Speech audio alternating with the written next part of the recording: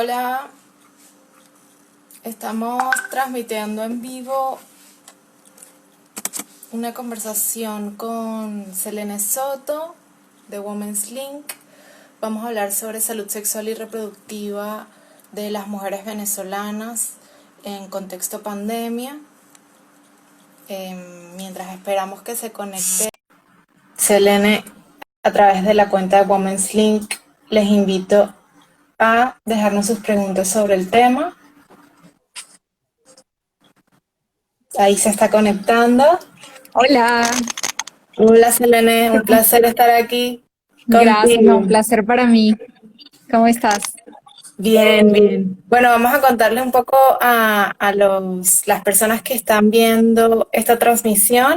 Yo soy María Laura Chan, venezolana, periodista. Fui parte de la tercera generación de periodistas de distintas latitudes, de la Red Latinoamericana de Periodistas Jóvenes. Y bueno, participé como coordinadora de la investigación Huir, Migrar, Parir, que precisamente trataba sobre las mujeres venezolanas que salían del país para poder acceder a los derechos reproductivos que nos competen. Selene es parte de Women's Link, que es una organización que trabaja por la promoción de derechos de las mujeres en todo el mundo. Ella estuvo como especialista en derechos humanos en la Comisión Interamericana de Derechos Humanos durante 7 años en Washington. Y bueno, ahora forma parte de esta organización y le invitamos hoy a conversar sobre este tema porque recientemente Women's Link junto a otras organizaciones hicieron un llamado a través de bueno, no sé si mejor Selene lo comenta en breve. Si quieres, bueno, preséntanos tú. Sí, bueno, no, muchas gracias de nuevo por la invitación. Es un gusto para nosotras hacer parte de esta conversación que nos parece muy importante. Como decías, Women's Link en conjunto con las organizaciones venezolanas CEPAS, ABESA y Mujeres en Línea y el apoyo de más de 70 organizaciones entre nacionales, regionales y activistas en Venezuela, lanzamos un comunicado hace un par de días en el cual hacíamos un llamado urgente para que la salud materna y la salud sexual y reproductiva en general sea garantizada en el tiempo durante la crisis generada por la pandemia. Uh-huh. Sí, no, bueno, Selene, queremos que nos cuentes un poquito cómo surgió este comunicado, por qué la urgencia, cómo es la situación actualmente de la salud reproductiva y sexual de las mujeres en Venezuela en el contexto de la pandemia. Sí, yo creo que es una pregunta muy buena para empezar la conversación porque, bueno, Women's Link como organización internacional que somos, hemos estado haciendo, de hecho, un seguimiento a qué pasa con los derechos sexuales y reproductivos, especialmente en esta región, en el contexto de la pandemia. Y para nosotras el punto de partida es qué pasaba antes de la pandemia con los derechos sexuales y reproductivos en una región como Latinoamérica, pero especialmente en un país como Venezuela.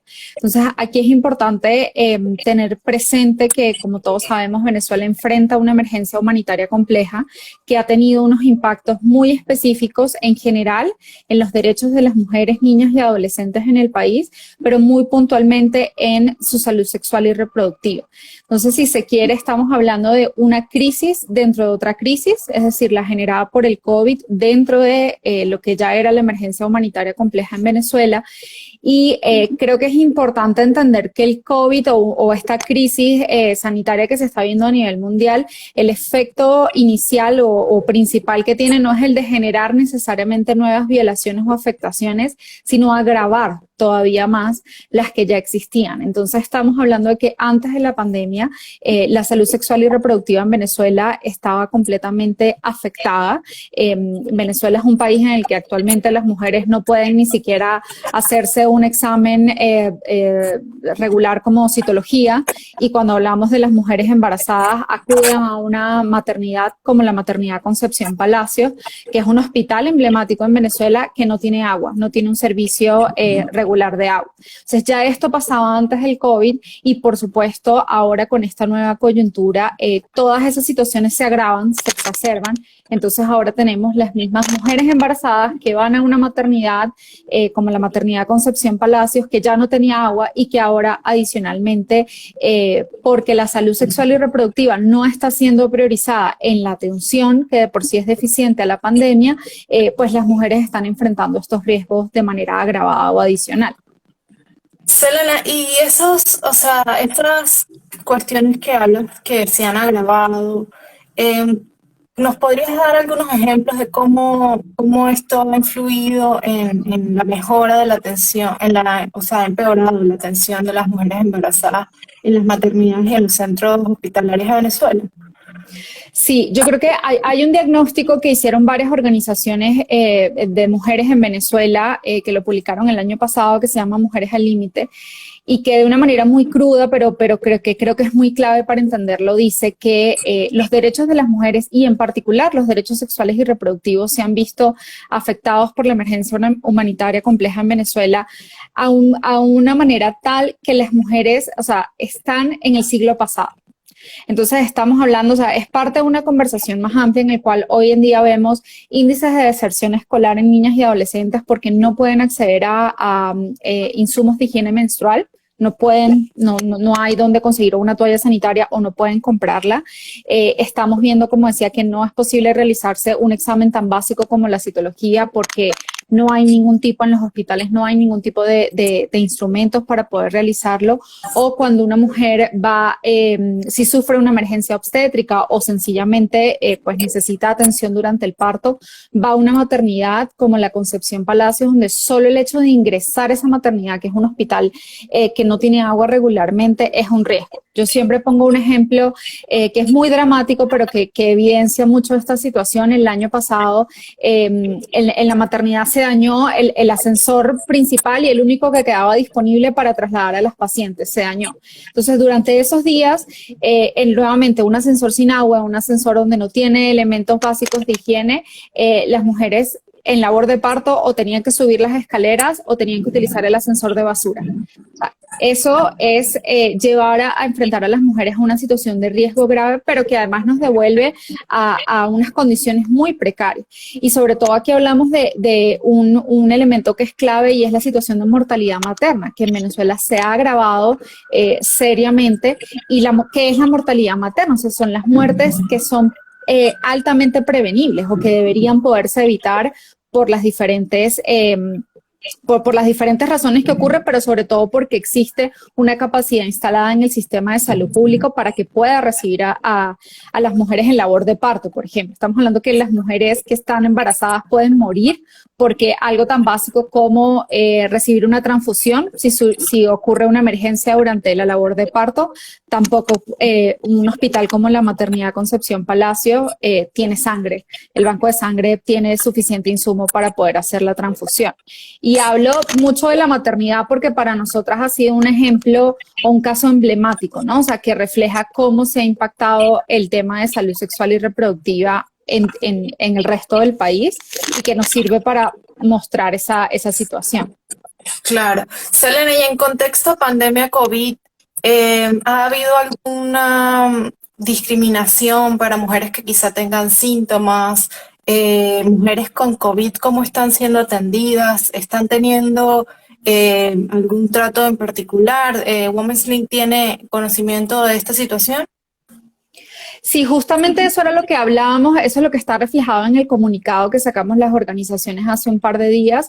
El punto de partida para nosotras, donde está la falla más preocupante, es que independientemente de lo que podamos decir sobre la atención que se está dando a la pandemia en Venezuela, lo cierto es que no está priorizada la atención en salud sexual y reproductiva. Es decir, servicios esenciales que las mujeres, niñas y adolescentes van a seguir necesitando, haya o no haya COVID, no están siendo priorizados. Entonces vemos que lo que se ha hecho es la designación de los llamados hospitales centinela pero nuevamente un hospital como la Maternidad Concepción Palacio o los centros materno-infantil en el país no están siendo priorizados. O sea, las mujeres que necesitan atención, de esa atención especializada, van a un hospital que no cuenta con el equipamiento mínimo necesario para poder pues tener también las prevenciones en el contexto del COVID. Entonces, lo que sí hemos sabido y de casos reportados en la maternidad es, por ejemplo, pacientes o bien que no pueden ser atendidas, que esto ya ocurría antes de la pandemia, porque como decía, o sea, la capacidad operativa de la maternidad está a menos de la mitad de su funcionamiento, pero que además sí, también por el hecho de que las pruebas PCR se han centralizado por parte del gobierno, si una paciente logra ser ingresada en la maternidad y es un caso sospechoso de COVID y el resultado de la prueba llega, no sé, 15 días después y esa paciente ha tenido que ser hospitalizada en la maternidad porque sufrió alguna complicación, por poner un ejemplo, o sea, estamos hablando que ha habido toda una exposición tanto para ella como para las demás pacientes y para el personal de salud que va de la mano con que no se esté priorizando la atención que estos centros especializados deben dar. Y entonces la situación, por ejemplo, de violencia obstétrica y trato degradante a las mujeres se ha agravado con la pandemia. Mira, nosotras creemos que en general, o sea, el diagnóstico es que en general las mujeres están sufriendo formas de violencia en el ámbito de la salud y específicamente porque se niega el acceso a estos servicios de salud sexual y reproductiva. Entonces, si decimos que en un contexto como la pandemia el Estado no está priorizando el acceso a estos servicios, eso ya en sí mismo es una forma de discriminación y violencia para las mujeres, ¿no? Ya en casos más específicos, lo que también tenemos que ver es que estamos en un contexto, o el contexto específico en Venezuela, también ha significado mucho como un patrón de hostigamientos y represalias contra el personal de salud. Entonces, lamentablemente también hemos visto casos donde se pretende denunciar por violencia obstétrica al personal de salud porque no atendió a una paciente, pero ¿cómo atiendes a una paciente en un hospital sin agua? Entonces, es una serie de complejidades que se suman, pero sin duda el punto de partida, como decía, es que ya está ocurriendo una forma de violencia y discriminación contra las mujeres en el contexto de la pandemia, porque el Ministerio de Salud no ha priorizado la atención a los servicios de salud sexual y reproductiva en este contexto. ¿Y qué está haciendo, bueno, qué están intentando hacer, qué están haciendo las organizaciones de la sociedad civil más allá de alertar, ¿no? Hay algunas, se lee en el comunicado interés por parte de las organizaciones de que el Estado venezolano permita el ingreso de ayuda de las organizaciones humanitarias. ¿Qué se está haciendo, Selene? Hay varias cosas. Nosotros desde Women's Link hemos venido acompañando a las organizaciones de mujeres en Venezuela que han hecho un trabajo impresionante en documentar, es decir, en un contexto tan difícil como este, documentar pues, con todos los riesgos que enfrentan las personas defensoras de derechos humanos en el país. Es un ejercicio clave, clave sobre todo frente a también la política de restricción en el acceso a la información, poder tener datos, poder tener casos que demuestren la gravedad de la situación, aunque no cuenten como la fotografía completa, por así decirlo, porque eso es algo que debería garantizar el Estado, pues sí nos da un indicador importante de la gravedad de la situación. Y con base en ese trabajo que han hecho las organizaciones en Venezuela, nosotras de hecho el año pasado, Women's Link en conjunto con ABESA, CEPAS, Freya y Mujeres en Línea, solicitamos medidas internacionales de protección a la maternidad Concepción Palacios, por eso me refería tanto a ella, y el año pasado la Comisión Interamericana de Derechos Humanos emitió una decisión de protección, otorgó medidas cautelares a favor de todo el hospital, en el que da cuenta de la situación de riesgo que están enfrentando las mujeres, pacientes en el hospital, los recién nacidos y también el personal de salud. Y ahí hay un punto importante también de la decisión, y es que la Comisión entiende que ante la activación de una respuesta humanitaria en Venezuela, también dentro de esa respuesta debe ser priorizada la atención a la salud sexual y reproductiva y, por supuesto, la atención en la maternidad. Entonces, ese es otro punto importante también en el que hacemos un llamado en el comunicado, y es a que la respuesta humanitaria debe ser del alcance, de un amplio alcance, dada la naturaleza de la crisis en Venezuela, pero también debe priorizar el acceso a servicios de salud sexual y reproductiva, y pues el Estado venezolano debe garantizar que así sea. Sí, antes de esta conversación, Selene y yo estuvimos compartiendo algunos enlaces de trabajos importantes que se estaban haciendo en relación al tema. Uno de los reportajes más recientes está publicado en Open Democracy, que se llama Venezolanas dan a luz en infierno de crisis y pandemia. Aprovechamos para recomendarlo si es de interés este tema. Y otra cosa que también conversé con Selene antes es una guía para proteger los derechos de mujeres y niñas durante la pandemia que lleva a cabo Women's Link, Amnistía Internacional y International Planned Parenthood. Ujú. Selene, ¿nos puedes contar un poco de qué va esta guía y cómo consideran que puede ayudar en este contexto? Sí, esta es una guía que lanzamos las tres organizaciones, bueno, un poco al principio de la pandemia, por así decirlo, y que está pensada como con tres objetivos diferentes y que nos parecen muy clave. Lo primero es que hace un llamado a esto que decía que los derechos de las mujeres y niñas tienen que ser parte y de manera integral de la respuesta que se dé en el contexto de la pandemia. Nuevamente, si pensamos en la situación de Latinoamérica y cómo están los derechos de las mujeres y la discriminación contra la mujer en esta región, que ya de por sí es altamente preocupante, si la atención y los impactos diferenciados que está teniendo la pandemia no son parte de la respuesta, eventualmente la pandemia se va a acabar o vamos a pasar esta situación de crisis, pero las mujeres vamos a seguir quedando atrás en el acceso a a nuestros derechos. Entonces, esa es como la idea que de manera transversal inspira esta guía. Es una guía principalmente que se dirige hacia gobiernos y estados, autoridades locales y autoridades nacionales, de cuáles son las garantías que como mínimo se deben cumplir en el contexto de la pandemia y que están inspiradas en las obligaciones internacionales de los estados en materia de violencia contra la mujer. O sea, lo que hicimos fue aterrizar lo que estaba en los estándares internacionales, en los tratados internacionales, a medidas muy específicas y en cuatro áreas centrales, que es la situación de violencias, o sea, el derecho a vivir libre de violencias, la situación de salud sexual y reproductiva, y el acceso y la situación de mujeres en contextos de migración, ¿no? Porque también hay que mirarlo de cuáles son los impactos específicos que están teniendo las mujeres en estos contextos. Entonces, además de ser una guía para los estados, también creemos que sirve para la sociedad civil, las organizaciones y activistas para empezar a medir esas respuestas.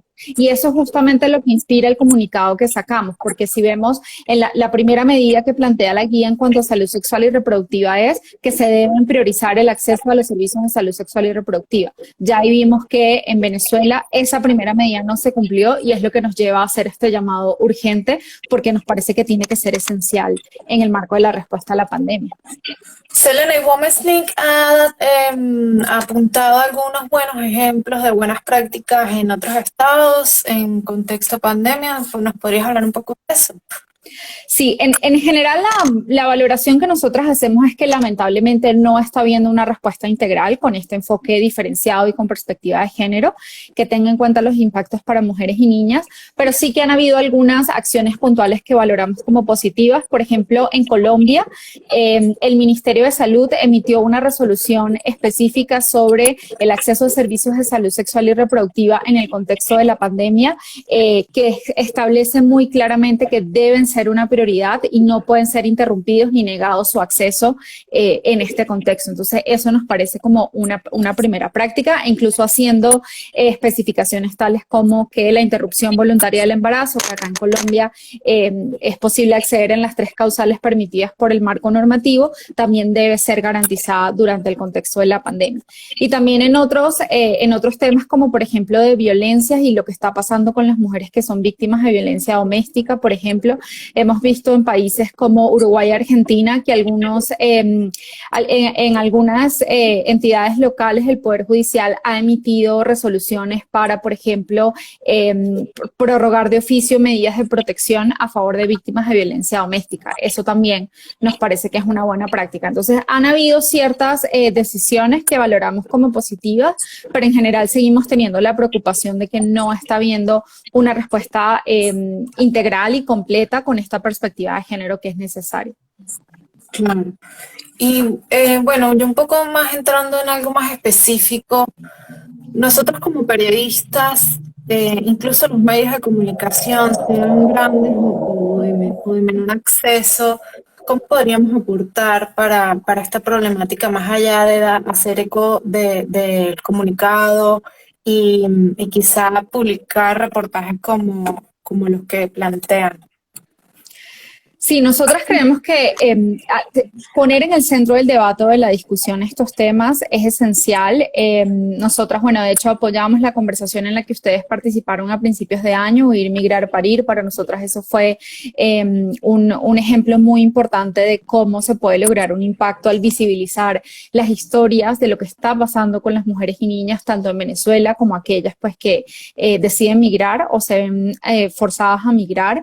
Eso nos parece importante y yo creo que en el contexto de Venezuela también, como hay una situación política, una crisis política que pues por supuesto se lleva la mayor parte de la atención en muchas ocasiones, poder dar lugar a reportajes, investigaciones y poder visibilizar también la documentación y las investigaciones que están haciendo las organizaciones de mujeres y de la sociedad civil en general, nos parece importante. O sea, creemos que poner estos temas en el centro de la conversación es clave porque a veces hay como este de que estos son temas que son importantes, pero que hay que hablarlos después, hasta que pase la crisis, pero resulta que no, o sea, tienen que ser ahora, en este momento, en el momento en el que se plantean propuestas, soluciones, ideas, tiene que estar ahora en el centro de esa discusión los derechos de mujeres y niñas, porque si no, vamos a seguir quedando atrás y o sea, van a enfrentar todavía más riesgos y violaciones a sus derechos. Sí. Bueno, este es un momento que vamos a abrir a preguntas de las personas que están ahora presentes en el en vivo. Por favor, si tienen alguna pregunta específica para Selene, pues nos las hacen llegar y las hacemos las respuestas. Selene, mientras tanto te invito a compartir, por ejemplo, un caso que te haya llamado la atención que evidencie todo esto que estamos hablando. ¿Algún caso puntual, obviamente preservando la identidad de la persona, pero que te parezca que refleje la gravedad del asunto? Sí, nosotras en Women's Link el año pasado representamos el caso de una niña venezolana, una adolescente venezolana, que por cuestiones de seguridad le llamamos el caso de Mac, para proteger su identidad, que lamentablemente es un caso que ilustra toda la línea de discriminación y violencia que están sufriendo las mujeres y niñas venezolanas en este momento como consecuencia de la crisis humanitaria y en el contexto de la migración, porque creo que también es importante como poner esa mirada en, bueno, lo que está pasando, por ejemplo, con la salud sexual y reproductiva de las mujeres en Venezuela está directamente conectado con las vulnerabilidades que están enfrentando en el contexto de la migración e incluso en muchos casos las razones por las cuales están migrando. Entonces, en este caso de Mac, ella tenía 15 o 16 años cuando resultó en embarazo en Venezuela. Entonces, ahí tenemos la primera problemática, embarazo adolescente, cómo se ha incrementado la tasa de embarazo adolescente en Venezuela, porque no existe una política de derechos sexuales y reproductivos integral que incluya educación, acceso a información, acceso a salud, etc. Ella resulta en estado de embarazo, pero además tenía toxoplasmosis. Entonces, en Venezuela no tenía acceso ni a los controles prenatales adecuados que necesitaba, pero tampoco el tratamiento de la toxoplasmosis, y con su familia decide emigrar a Colombia. Ya acá en Colombia, ella además, estando en embarazo, no puede acceder a los controles prenatales acá en Colombia, pese a que la Corte Constitucional o el marco normativo vigente acá establece que no se puede negar el acceso a estos servicios de urgencia. Pero finalmente le niegan el acceso a estos servicios durante su embarazo, por lo cual ella no tuvo ningún tipo de control y además, estando en embarazo, es víctima de violencia sexual. Y el perpetrador estaba además vinculado con grupos armados ilegales. Entonces ella y su familia empiezan a ser víctimas de amenazas y de hostigamiento y tienen que desplazarse a otra localidad en Colombia para proteger su vida y su integridad. Entonces, este es un caso que muestra cómo la situación en Venezuela está dejando a las mujeres al margen de poder acceder a servicios tan básicos como un control prenatal, cómo las está llevando en muchos casos a migrar de manera forzada y cómo eso a su vez se convierte en un indicador muy grave de vulnerabilidad en los países de destino a los que llegan y adicionalmente las violencias de las que pueden ser víctimas en esos países, como en este caso que fue violencia sexual. Entonces, ese es un caso que particularmente pues ilustra esta situación. Selene nos pregunta, ¿cómo podemos apoyar mujeres en el extranjero, venezolanas en el extranjero? ¿Qué podemos hacer? Bueno, hay muchas redes y hay mucha, por lo menos en países como Colombia, pues sí hay muchas organizaciones que están pues dedicadas a la atención a la población migrante en general. En Colombia además hay una respuesta humanitaria instalada para la población migrante, pero también algo que ha sido como importante ver es la propia población migrante venezolana en el exterior organizándose o reorganizándose para poder ayudarnos entre nosotros y de hecho una de nuestras organizaciones aliadas en Venezuela, que es CEPAS, lidera una red regional de defensores y defensoras venezolanas que se llama REDAC, donde están conectados pues personas, yo creo que por lo menos en esta región, en casi todos los países, y creo que ese trabajo en redes y en alianzas, sobre todo en redes, es importante para poder generar estas alianzas y saber cómo ayudar. Pero en todo caso, aquí hay un punto importante que es que una falla muy importante que hemos visto en la respuesta a la población migrante en general en los países de la región es que los gobiernos activamente deberían estar produciendo la información necesaria para que la población migrante venezolana sepa cómo acceder a sus derechos en los países destino. Y por supuesto, eso tiene un enfoque especial en cuanto a los derechos sexuales y reproductivos para mujeres y niños. Una otra asistente nos pregunta si se conoce alguna organización o estudios de mujeres migrantes relativos a salud y derechos sexuales y reproductivos en el Perú. En el Perú, sé que hace un par de meses CARE Perú emitió un diagnóstico sobre la situación de la población migrante con perspectiva de género. Lamentablemente, en general, no es que haya un amplio estudio sobre el tema. Esa es otra de las fallas también, o como de la importancia de poder visibilizar estas situaciones a través de los estudios y los diagnósticos que sean necesarios. Acá en Colombia, Profamilia emitió entre 2018 y 2019 un estudio sobre las necesidades en salud sexual y reproductiva para la población venezolana. Entonces, sí hay unos diagnósticos importantes que dan luces sobre la importancia de atender esta situación de la manera más urgente posible. Aquí hay otra pregunta que nos deja: ¿se debe garantizar todos los servicios de salud sexual y reproductiva pese a las dificultades económicas?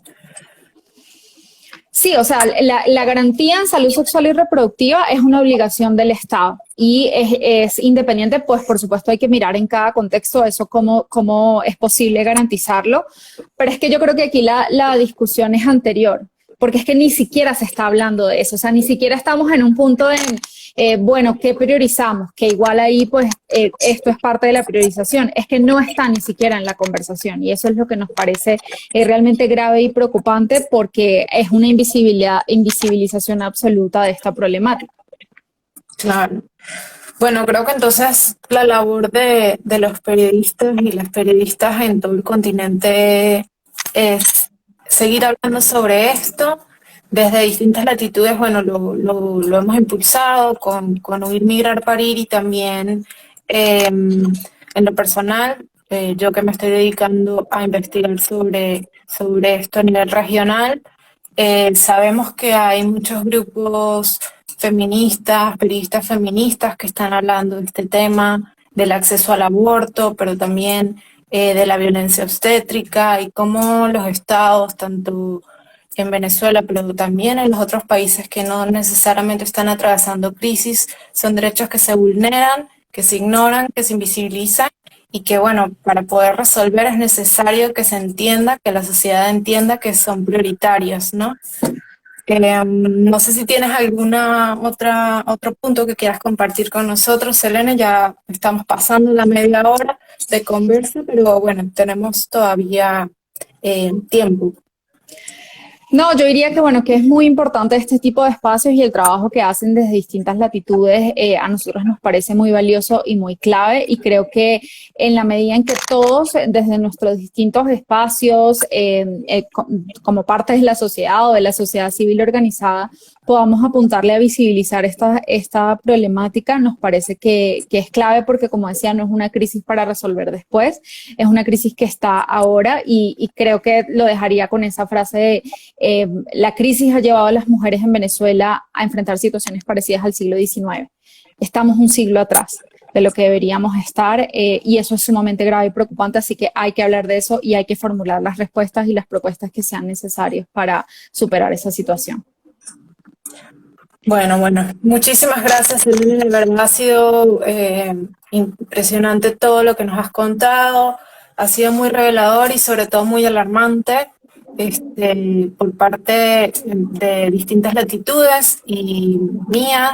Vamos a estar compartiendo el comunicado, vamos a estar compartiendo la información que consigamos referente a esto y vamos a impulsar más investigaciones, vamos a impulsar que se hable de este tema, que se priorice, que los estados también se empiecen políticas públicas más puntuales para atender esta situación. Te agradezco muchísimo, Selene, por parte del equipo de distintas latitudes y bueno, será en otra oportunidad. Gracias a todos los que asistieron. Nos vemos.